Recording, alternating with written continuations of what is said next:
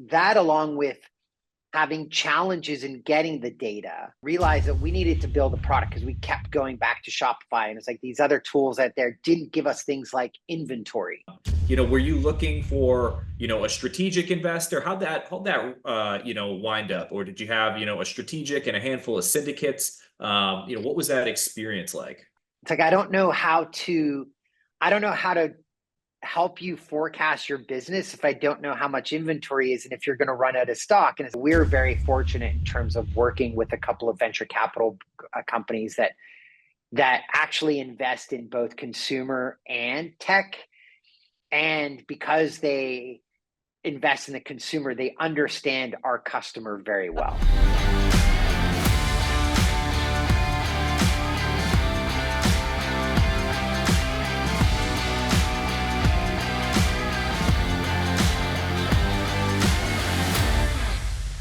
Hello, and welcome to the Sayva Spotlight, a client-focused podcast where we interview founders and CEOs of some of our most exciting businesses to learn about their industries, value props, and what differentiates them from the competition. My name's Johnny Kasayan, and I'm your host of the Sayva Spotlight. I'm a certified public accountant and the Vice President of Strategic Operations for Sayva Solutions. Today, I'm joined by a special guest, Dan LeBlanc. Dan is the CEO and co-founder of Daasity, an all-in-one digital reporting platform for consumer brands. Are you tired of siloed data, manual data work, and limited insights? There's a better way. Daasity is trusted by leading omni-channel brands such as Rothy's, Manscaped, and Vuori. Visit Daasity.com, Daasity.com for more information. Dan, thanks for joining us today on the Sayva Spotlight. Thanks, John. Really appreciate it. Glad to be here. Awesome. All right, let's get started. So, Dan, prior to co-founding Daasity 7 years ago, you gained a lot of experience in data analytics, customer intelligence. Can you tell us a bit about those experiences and how it led you to co-founding Daasity? Yeah, that's a great question. I think a really interesting one. Most people that I've found that kind of are in the B2B space and in this kind of e-commerce sort of SaaS have always been in that space. I actually come from the brand side, and I think that gives me kind of a very unique view. So I worked for a company here in San Diego called ProFlowers and had been hired to really run their consumer analytics database marketing. And when I joined, the actual data that we had around consumers and how were they interacting with the brand was terrible. It actually wasn't right. And in order to kind of be able to build better intelligence around how do we want to drive our email programs and retention marketing, we had to correct that first. And that's really how I'd say I gained my expertise and knowledge in this space. And then it was an acquisition of ProFlowers by FTD in 2014 that made a lot of, I'd say, my coworkers start to leave ProFlowers. And then they went to these kind of really cool up and coming brands like Movement Watches and Rothy's and Kapari and Parachute Home. And they started asking me, we were great at ProFlowers at analytics. Can you help me make this new company like that? And, one of those normal stories of you start doing something as a side hustle and it became a little bit too much. And that's how Daasity got founded. So nothing I'd ever planned on, a little bit timing, good luck. Also, being an expert in that space really helped kind of launch Daasity. It's been a lot of fun since then. Amazing. So I know you have a couple other co-founders. How did you get the platform built? What was everybody's role when you said, all right, we think we're going to be a SaaS company. We need to put this all together and we don't have the resources of ProFlowers. Yeah, it was, we started off actually as kind of being more a little bit as a consulting company, kind of doing this consulting and sort of building out custom solutions.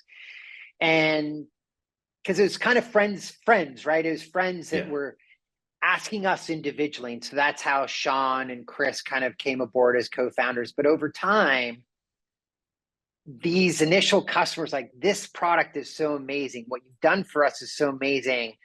We just kind of kept growing by word of mouth and getting introduced to more people. And that realized that along with having challenges in getting the data, realized that we needed to build a product because we kept going back to Shopify. And it's like these other tools out there didn't give us things like inventory. It's like, I don't know how to help you forecast your business if I don't know how much inventory is and if you're going to run out of stock. And it's like, so we then went and hired a developer to start to kind of connect to those extra endpoints that we needed to build in this additional data. And so that just kind of snowballed into, well, maybe we can start to build this by just out of, profit that we're making. And in 2019, we kind of realized that if we continued down this path, like it would take us a really long time to build. And we thought there would be competition coming. So we ended up going out and raising some venture capital, some great people here in San Diego. So San Diego's got a great community in the venture group called Connect. I think if it wasn't for them, they helped us connect. They helped us connect to venture capital brands. We won an award for one of the top new startups in San Diego 2 years in a row. And that put us on the roadmap and helped us get the venture capital. And that was really critical for us in terms of being able to scale the business and really start to build out our product. Yeah, absolutely. And the SaaS startups, I feel like their journeys often go like that. You're kind of generating revenue early, but you need to find a way to scale and get over the hump. And it's hard to bootstrap that. So Connect's a great organization. We love Connect and the folks over there. When you went out and said, all right, we're going to do this venture capital round, were you looking for, a strategic investor? How'd that wind up? Or did you have, a strategic and a handful of syndicates? What was that experience like? Yeah, this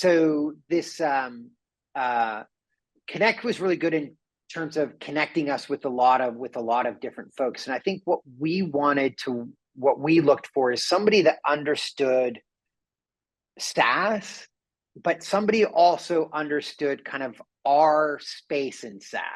And I think that's what we were very fortunate about getting is I think SaaS is a lot of investors sort of think about it as, well, you're just B2B SaaS. And they sort of think of you as you're all sort of the same and you should apply the same methods. But it actually can be very nuanced. So for us, Fortune 500 companies are not the companies that we're going to get as customers. We work with strictly consumer brands. And a lot of the brands we work with they themselves do somewhere between, I'd say kind of the low end is sort of 10 to 25 million, and the top end that we work with is about 2.5 billion, but most of them are about $1 billion in sales.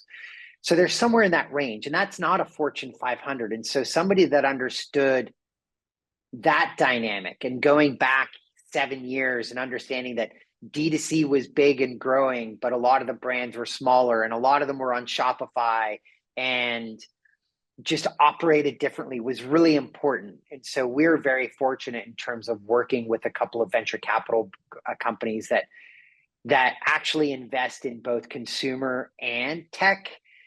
And because they invest in the consumer, they understand our customer very well. Sure. Yeah, because it's important to get that check, obviously, but you want someone that gets it, can help provide you with the resources along the way as well.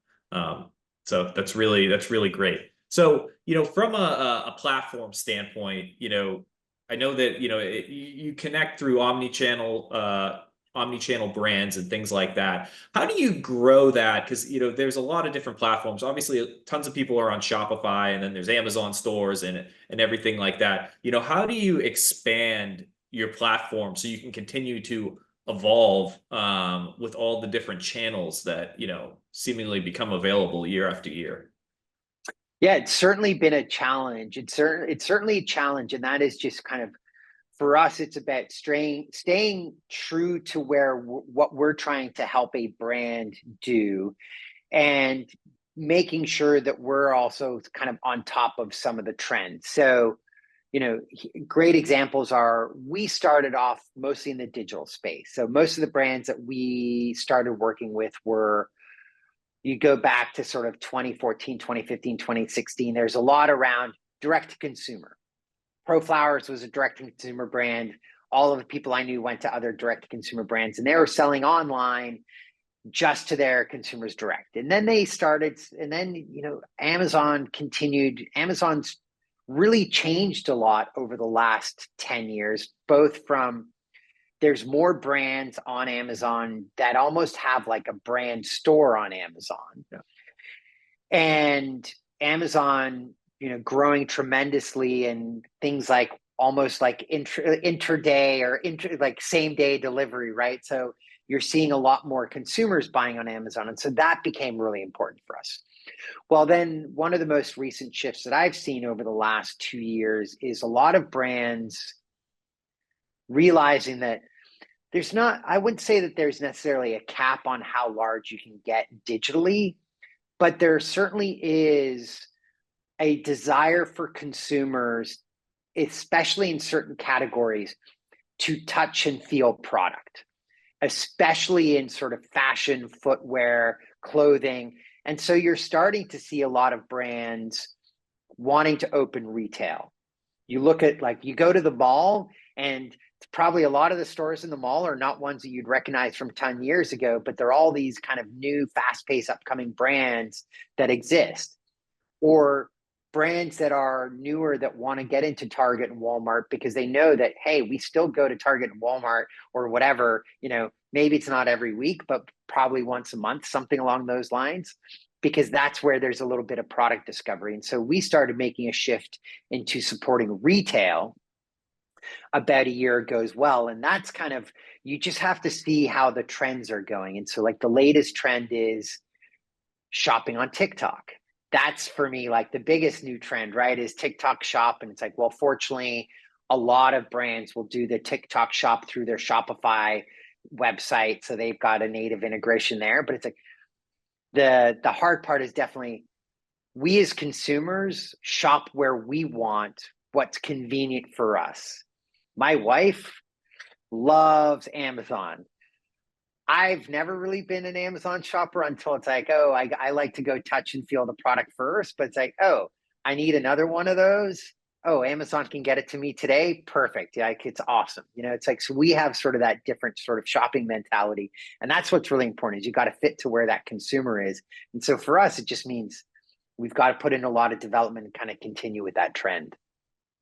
How do you continue to, expand the application, but still keep, the qualities of the user interface that got you to where you are? I think that as like things expand over time, it's always at risk of, cobbling things together and making it feel a little, unwieldy. So how do you navigate that?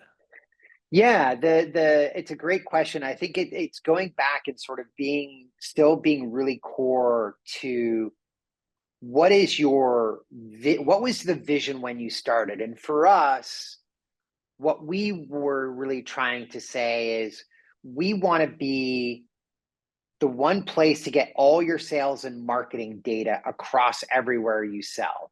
And when we started, most of the brands we worked with, as I was saying, I think in 2022, I sort of looked, and I was like, 20% of our customers were in retail. When I looked last October, it was 80% of our customers that were in retail. And it's probably still hovering around that amount. And that was kind of we're still staying true to that fundamental vision, was we want to go capture all of your sales and marketing no matter where you sell.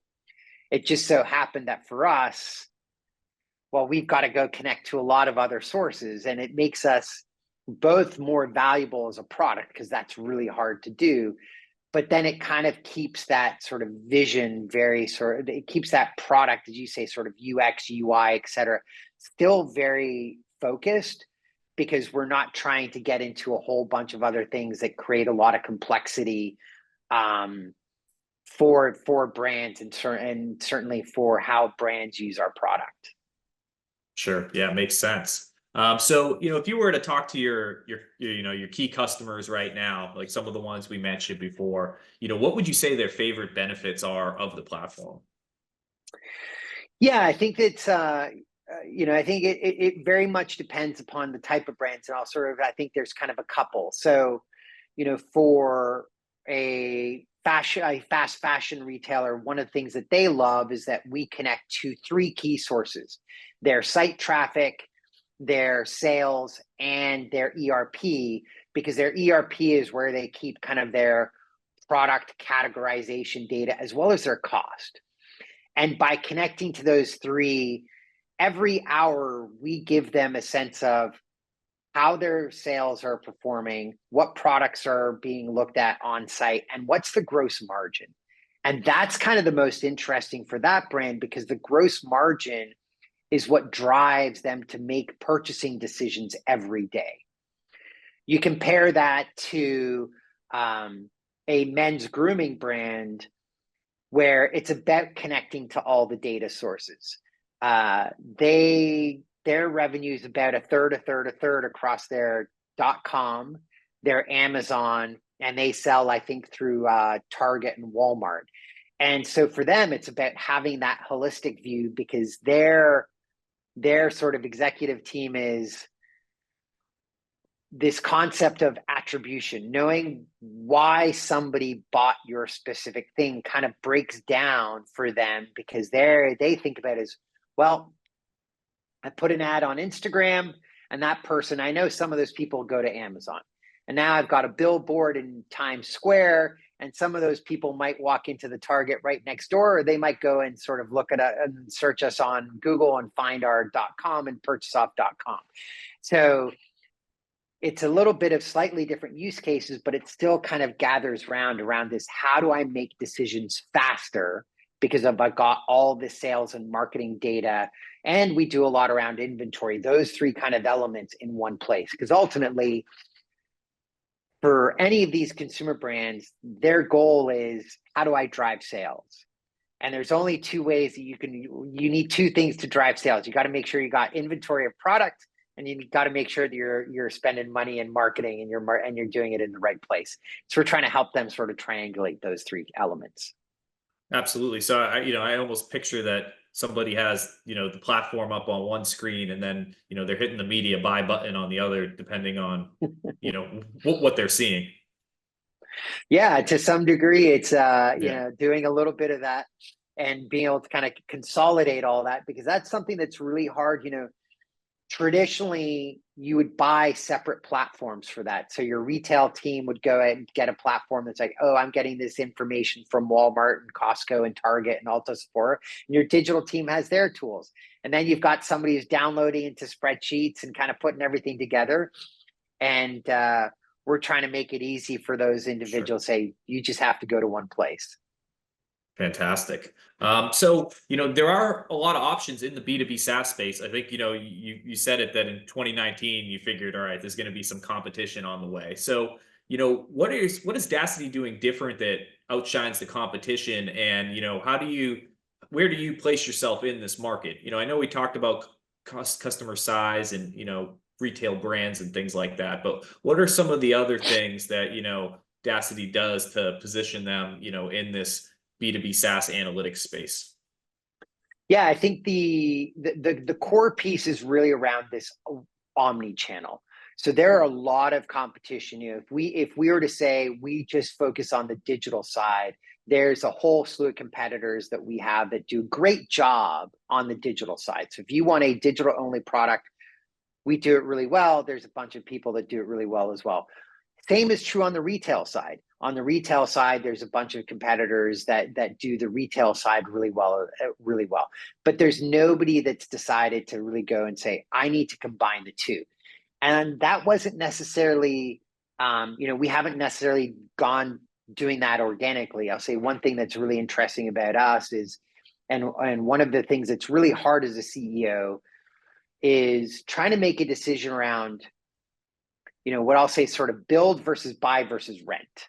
And we started to go down the path of trying to build this retail piece.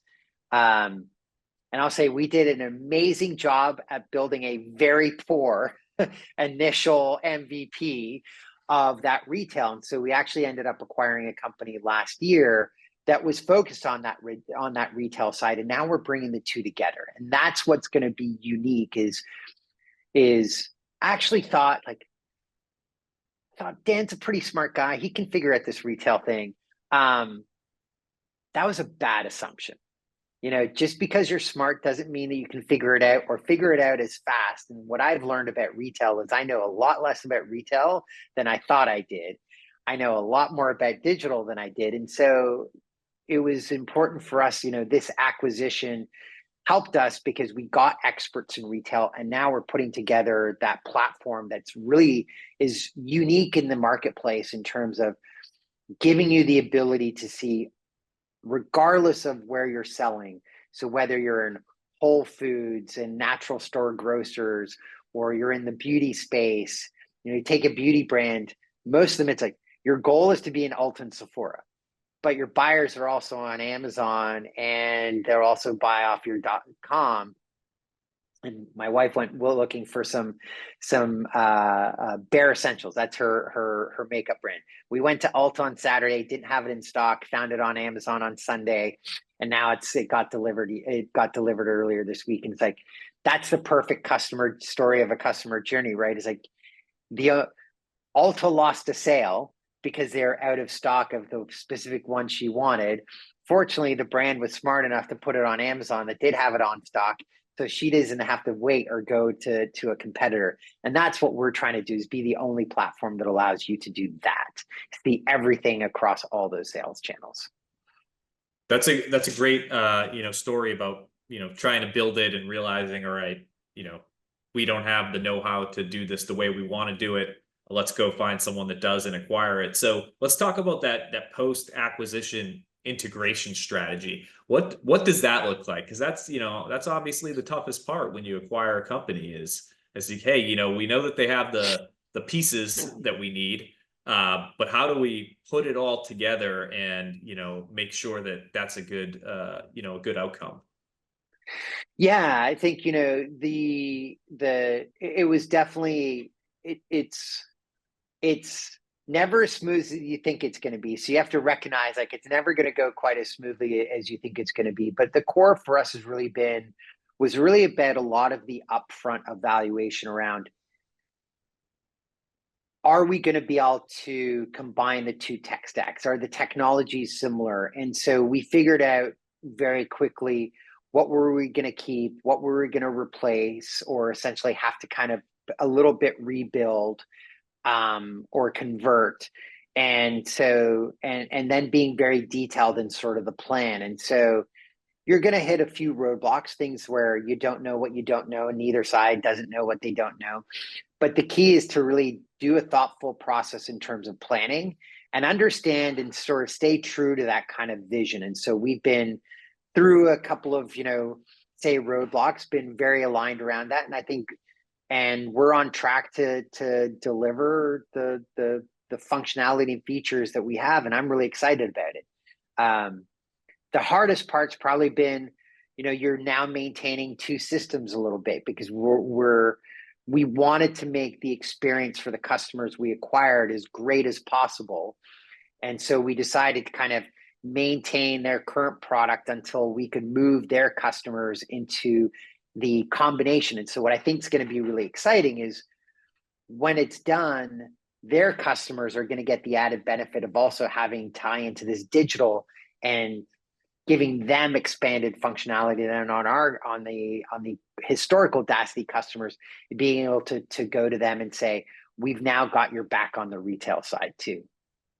Yeah, absolutely. And then the acquired customers, if they decide to dip their toe into digital, they'll be able to, integrate pretty well into that. So that's fantastic. Mm-hmm. Awesome. All right. Well, let's shift to some personal questions. So, I know you're in San Diego now, but where'd you grow up and go to school?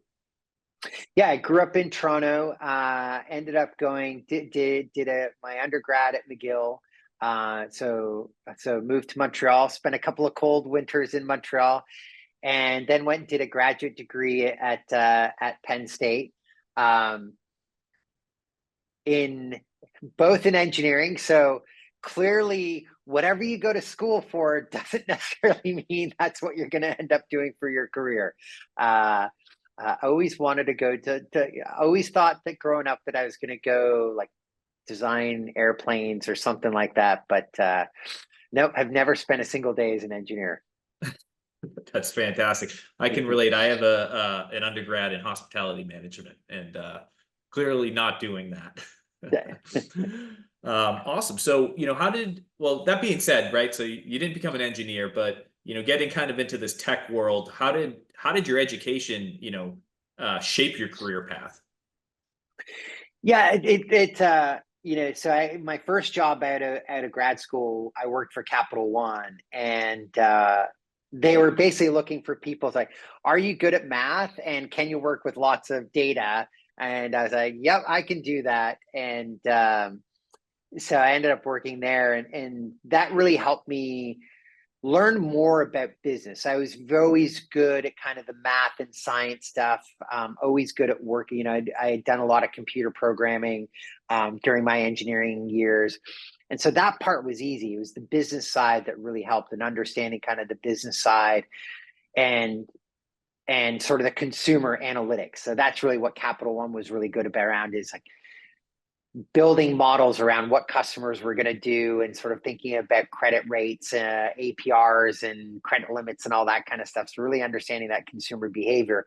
And that's what I ended up taking into the e-commerce world. Was traditionally e-commerce had been very not sort of customer focused, more like order focused. How do I get an order? How do I make my website convert? And not thinking as much around how do I segment customers into different populations and treat them individually. And that's really, that's where e-commerce has changed so much in the last sort of 10 years, is really going towards thinking about being much more customer focused. And that's really kind of that early foundation. Just being good around data has helped me kind of throughout my career. Sure. Yeah, you got that start at Capital One. They are fantastic at knowing when to send you stuff. So it doesn't surprise me that what you just said.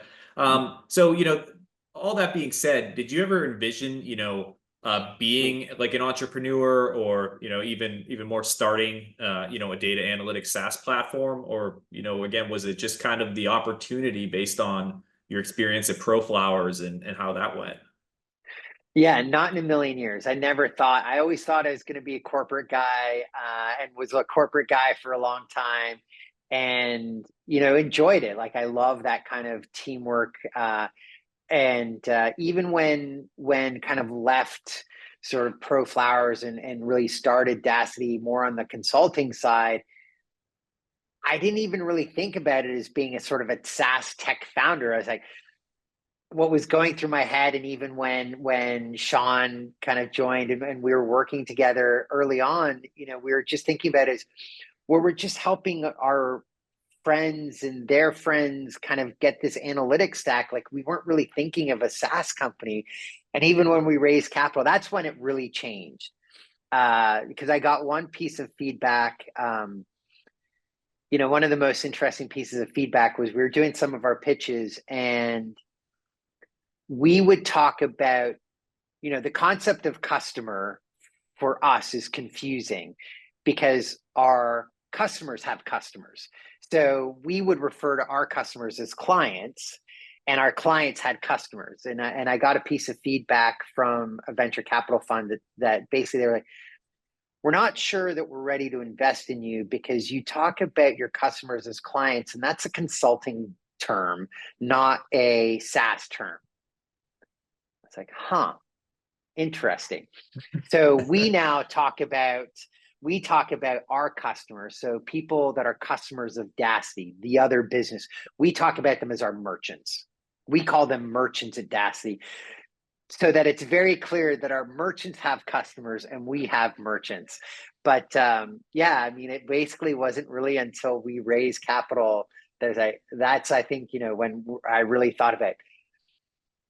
We're not just a bunch of folks, right? This is a SaaS company, and yes, we're founders. We are founders starting this company. Yeah, well, it's funny you say that because it kind of sounds like semantics, the clients and customer thing. But when you're dealing with venture capital and they're thinking about their exponential outcome of when you guys sell it or whatever the case is, they want something that's scalable. And the Mhm. consulting business is a people business, right? It's not a Right. tech business, and they don't want to put money into something that you need to double people to double revenue and all of that. So it's interesting. I'm sure you rewrote the pitch deck after that. I 100%. Fantastic. So, since you started Daasity, being a founder and CEO, there's obviously a lot of demands, a lot of pressures, especially, again, when you got the venture capital money and said, hey, we're really going to do this thing. So, how do you balance having your family life and your work life? Yeah, I think that's one of the biggest challenges and that any CEO and founder has. And I'd say there's a couple of years where I was not very good at it, especially during COVID, sort of not very good. I think working from home, for me, sort of muddled that home.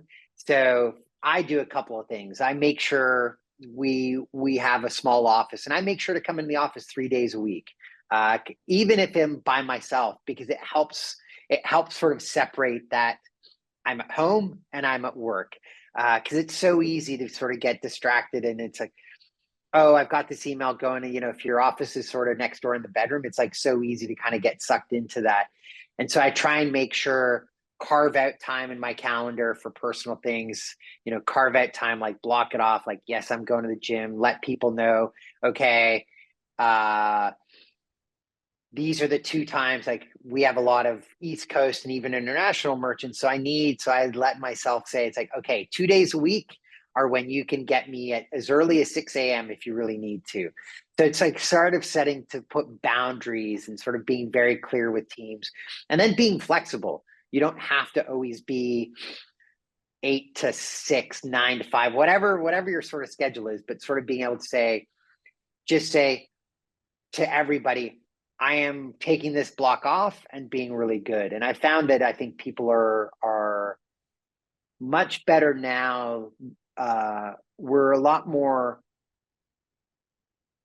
as an organization, I think it just generally is people sort of being accommodating and recognizing, like, you've got to respect that sort of time off, and maybe it's not a week vacation, but you're going to be out for a couple of hours, and so that's super helpful. And then having an amazing team, having a team that's going to support you and being able to look out for you and do that is really important as well. Yeah, great answer. And you mentioned COVID. It just really destroyed boundaries, and then I think we had to almost recreate them and what our new normal is. I know that from my experience, I was always an in the office guy. I would walk over to your desk and ask questions. So when COVID happened, I didn't even know how to work from home. And then now, 4 or 5 years later, I don't know how to work in an office. So it's gone completely the other way. But yeah, it really transformed the way we work. Okay, so when you're not running the company or with your family, what are you doing? What are your hobbies these days? Probably the craziest thing. Mhm. Uh, Living in San Diego now. Now, say, for context, it makes sense, right? I grew up in Canada. I play ice hockey 1 to 2 days a week, and I'm in San Diego. People are like, "Why aren't you surf?" I've tried surfing. What I figured out is that I work really well on frozen water. I don't work very well on unfrozen water. So that's kind of one of my that is the one thing I love to do. Play ice hockey, kind of, it lets me completely check out. Probably one of my favorite things to do. But no, I love kind of being outdoors, spending time with family, and that's kind of my one sort of real true sort of getaway. It's crazy it is, Yeah, bundling up and putting on some skates and playing on frozen water in San Diego. love that. Used to enjoy going to the Gulls games, so I'm sure you've been to a couple of those. Friday nights are always Absolutely. wild. Absolutely. Awesome. All right. So let's do some rapid fire San Diego favorites to finish this off. So, say the first thing that comes to your mind. So I know you're in Pacific Beach. Favorite taco shop? I don't know if you'd call it taco shop, but I love Oscars. Well, yeah, they do fish taco. I'd say probably Oscars is my favorite.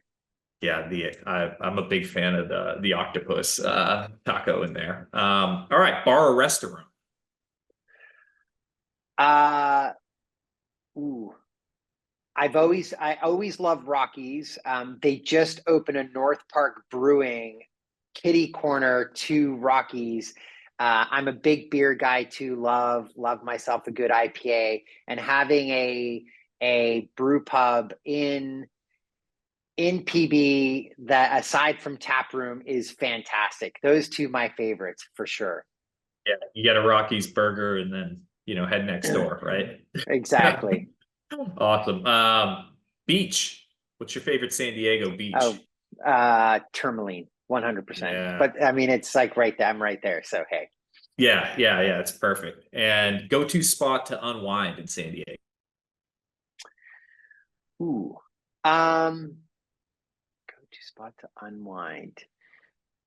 I'll give you two. So I do love, big craft beer guy. So I love going to Tap Room because they've got a great selection. But if I just kind of want to go more enjoy nature, I actually love just, so if you go down to Tourmaline, I like taking a right because nobody goes to the right, which is kind of where it's sort of this sort of nestled cove. And it's like, you can go hang out there, sit on the beach and, versus going down Pacific Beach, Mission Beach, where it's going to be crazy. So that's kind of, I'd say the other thing. It's just kind of enjoying it, going for a stroll, enjoying that part of the secludedness. Yeah, I just love that area going up towards Bird Rock. It's just, I don't know, just fantastic. Some of the best views in San Diego are over there. All right. So, this has been great, Dan. I really appreciate your time today and chatting with you. So one final question. What can we expect from Daasity for the end of 2024 and into 2025? I think what I'm really excited about is just us releasing as we come towards the end of the year, we've got some of these retail connectors out, but the thing that I'm most excited about is really the ability for brands are going to be able to go into one dashboard and look for the last year by week, see all the different retailers, including their .com and their Amazon and Walmart.com and Target Plus and all of these different places. You're going to see all your sales, be able to drill in by product. That to me is like amazing. You're going to be able to understand sort of where products are selling, where you should put them, all that kind of stuff. That's what I'm really mostly excited about for us kind of releasing all of that in this year. That's great. And, we're looking forward to it. We appreciate, being a partner and thank you and best of luck this year. Yeah, thanks a lot, John. Really appreciate being on the podcast as well.